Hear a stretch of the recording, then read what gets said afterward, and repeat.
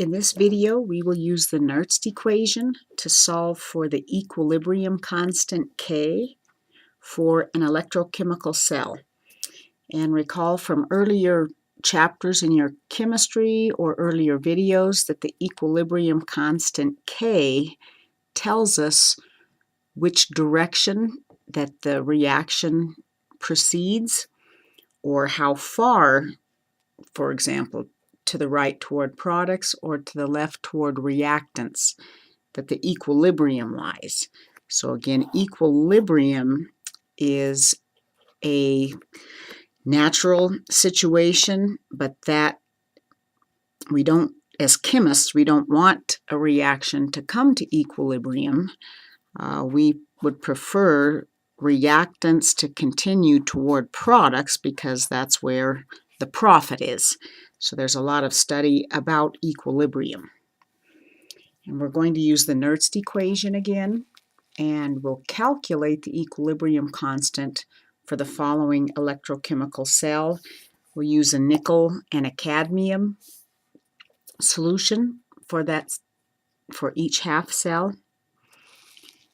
And if we look again at the Nernst equation, this is the cell potential at non-standard conditions. So I'll write that again here. And Q, remember, is always the reaction quotient.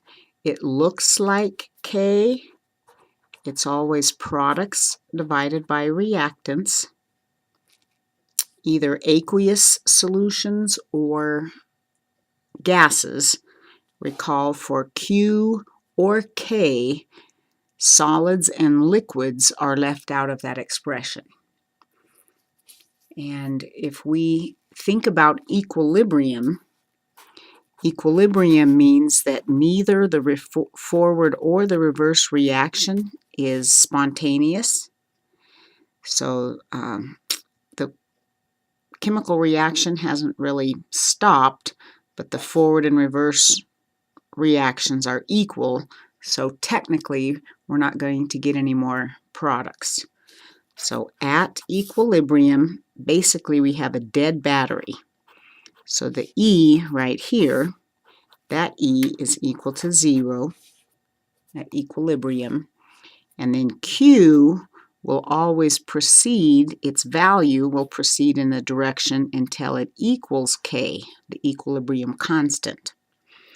So at equilibrium, this term goes to 0 because that means we have no more cell potential. There's no driving force to cause those electrons to go one direction or the other.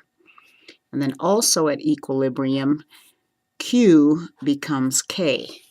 So if we rewrite this equation, the Nernst equation, the standard conditions that we get off of the reduction potential table is where that's what Ecell is.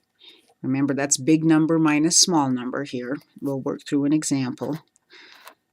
0.592 volts divided by the number of electrons transferred. And then instead of writing Q, we'll write log K. And again, so this is at equilibrium is the only time that this would be true. So if we rearrange this equation, I'm going to put the negative term on the other side so everything's positive. So our standard condition EMF, or cell potential, is equal to positive 0.0592 volts divided by the number of electrons transferred times the log of K. And I'm going to use standard condition equation or half cell reactions again for nickel and cadmium. So if we assume that we have a 1 molar nickel +2 solution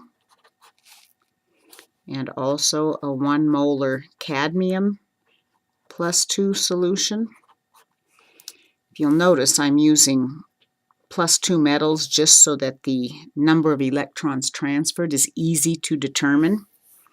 On a video that I'll make in the near future, I will show us how to balance a reaction when it's not obvious how many electrons are transferred.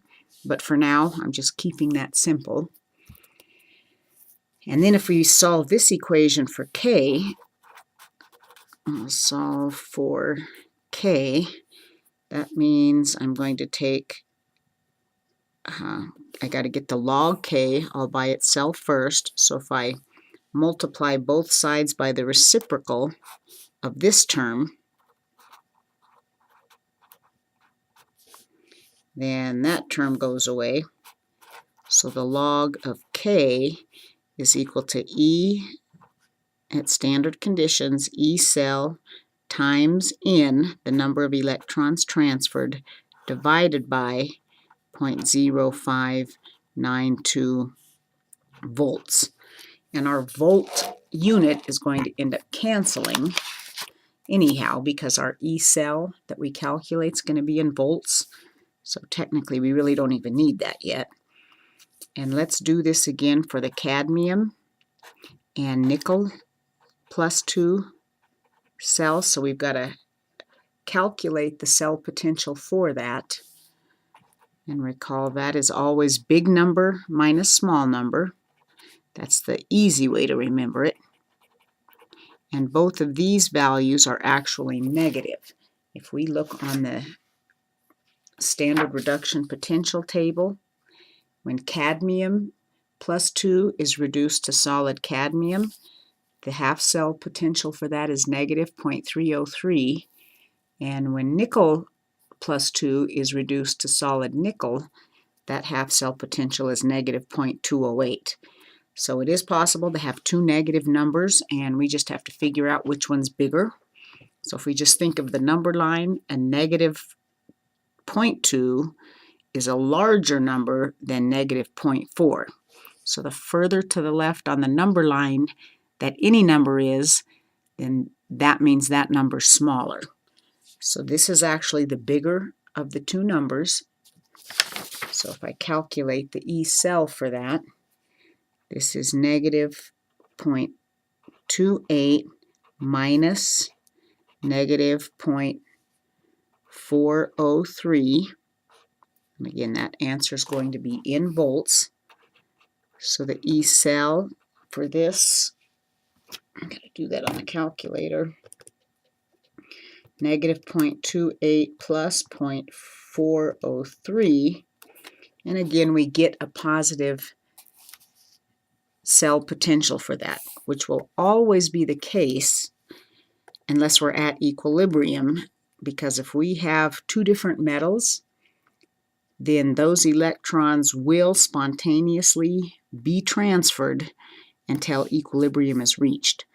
So our cell potential at standard conditions is 0.123 volts. So that's the number that we'll put in our equation here.